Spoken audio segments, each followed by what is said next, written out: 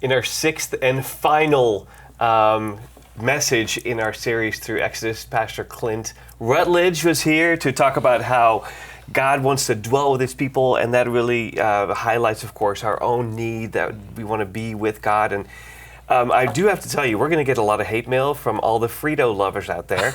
You alluded to Fritos, that it's no good. I mean, what's going on? Nobody likes Frito. They're always the ones. They're always when those. You buy the variety pack of small bags of chips. They're always the ones that are left because nobody likes them. No, you are wrong. You are wrong. Okay. I'll take the heat. I'll take the heat. Please write in if you love Fritos. If you love Fritos. Hey, you made an interesting comparison between your kids, grabbing snacks before dinner, and then the Israelites building the golden calf. It's kind of the same thing. Sure. Yeah. It spoils everything. In order to get to know you a little bit better, or with the goal to get to know you a little better, what is your go-to snack that you cannot stop eating before? Oh, for sure, chocolate-covered pretzels. Okay. Oh, I'm a sucker for this sweet and salty mix. I just go for it until my stomach hurts. And then dinner time. Yeah, it's like, oh no. I thought I was going to be hungry. So the Israelites really struggled to wait on God's timing, often trying to control their own situation. This was not a message about patience necessarily, but can you give us maybe some ideas of how we can develop this, maybe a patience to really wait on God's best and God's better plan and not try to shortcut, I like how you said that, to shortcut with our own plans. Yeah, I mean, I had a friend who, because patience is a fruit of the Spirit, right? I had a friend who would say, patience is a virtue I want now. It's a joke. I get it. It's good. Yeah, but it's like right now, please. I think it takes patience to grow patience. Is I guess what I'm saying. It's not something you develop over instantly. It's something that you develop over time. I think it can be referred to like a muscle. You have to build it. So being patient in small things can lead to being patient in bigger things. But it pairs with trust in that context, right? Like you have to trust that God has your best in mind. You have to trust that God, and it's not always about you, that God is working on behalf of all of creation. Yeah. And what I mean when I say He has your best in mind is you're a part of that. We talked about the building of the tabernacle. Later on, they would build a temple. If you think about a building of a temple, you're just one stone.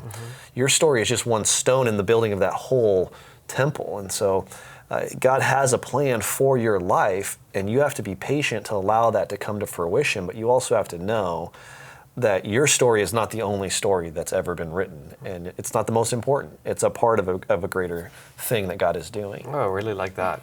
I also like how you make the connection between some ways that we as a church sometimes want to maybe do some shortcuts, especially as we're trying to really pause at these 6 values that we have as a church, or this mission that we have as a church. Have you seen that happen with your own staff, or with the core people at the Brentwood campus, where you see people wanting to take shortcuts?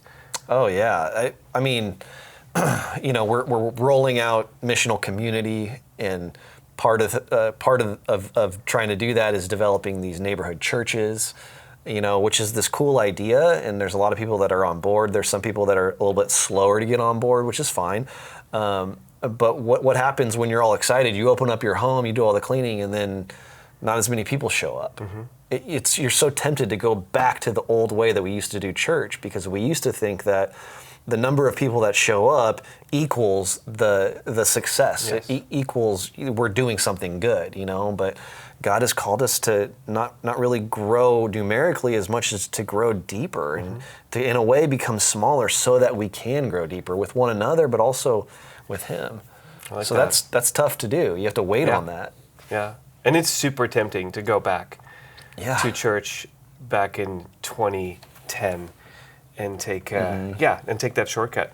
Do you have an example from your own orbit that kind of illustrates the temptation to short circuit the process and lack the surrender and patience to wait for God, not as a church, but just for you or you and your community?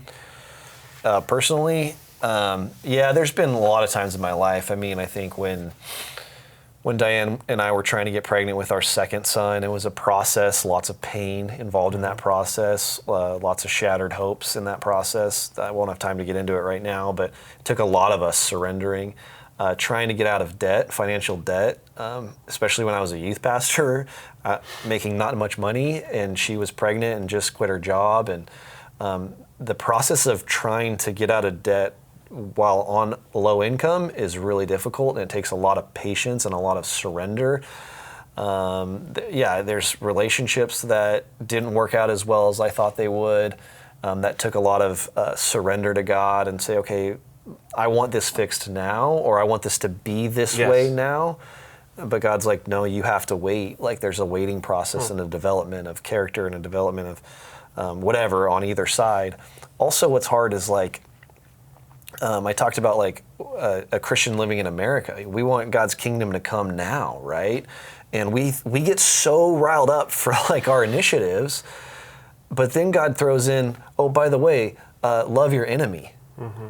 And you're like, well, that doesn't work because I'm trying to move this initiative forward and that guy's standing in my way, so I can't love him right now. That's short-circuiting the process. God's like, no, I need you to love them still. That is hard. And that delays things, right? Because you're like, no, I just want to push them out of the way. Yeah. So that's so another example. Well, and again, like you said, the promised land is not a destination, it's a relationship with God.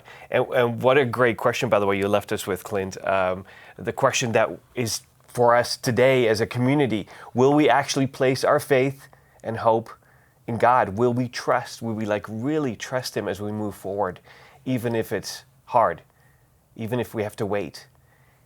Even if we have to wait a long, long time. This is a difficult question to answer in a vacuum on your own, but much easier in community.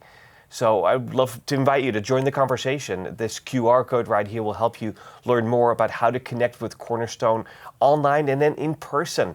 I hope to see you there. I'll see you next time.